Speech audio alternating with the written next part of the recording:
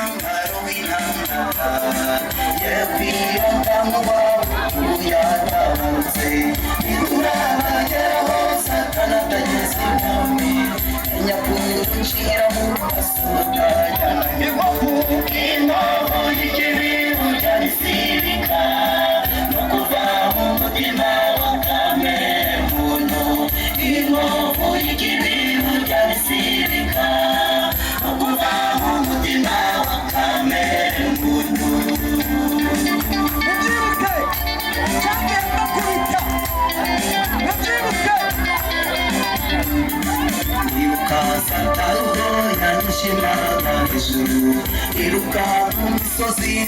wa mabuki nyuma abaneguriraga ubwongerero batigora umusore wapfuye ubusa none navuga ngo ntiwirire Yesu wavuze yavuye ku ngoyi uwo yacunguje ayo maraso ziyuko nanjye ndimo chungusha yo maraso ziyuko nanjye ndimo ababyiruka ducana amatashi turare cyane biruka mu muhanda abantu barimo kumagura na Uganda sinarinzi ko nzagukunda mana yukayo yabikose mu bugingo none ndavuga ngo nibwirire Yesu wakunze yavuye ku ngoyi ubwo narimo bakimuhengeri abantu barimo bamunagura nanjye ubwanjye sinarinzi ko nzagukunda mana yukayo yabikose mu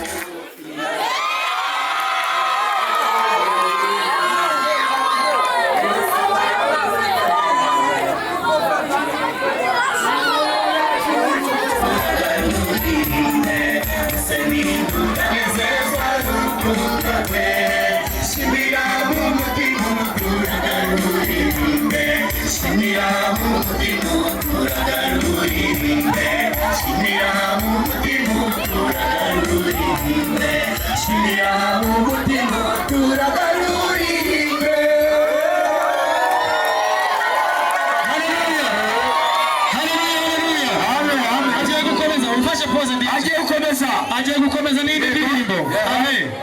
hari gitero agezeho yego ubwo yari mu kati muhengeri yego ababyirutse abantu bose bari gutera amabuye musiratinda aho ngaho umusore wapfuye ubusa yego ngoga umusore wagize ute ariko uvugo baratubwira ngo nitwiririre Imana yamukunze ngize icyifuzo rero yambaye karuvati Yes, yes. Yes, unashimye.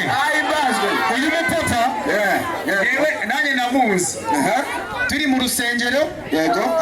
manza hari habaye igaburo hani rubona haza yambaye neza nta kibazo arangiye aratumurwa yego ingoma arakubita ngize icyifuzo bana n'Imana yego amen amen nuhura n'umuntu ufite ubumuga bwo mu mutwe ntuzamuhungabanye hatinda aho ngaho ntuzamuhungabanye kubera ko Imana yatabaye Sengigena nayize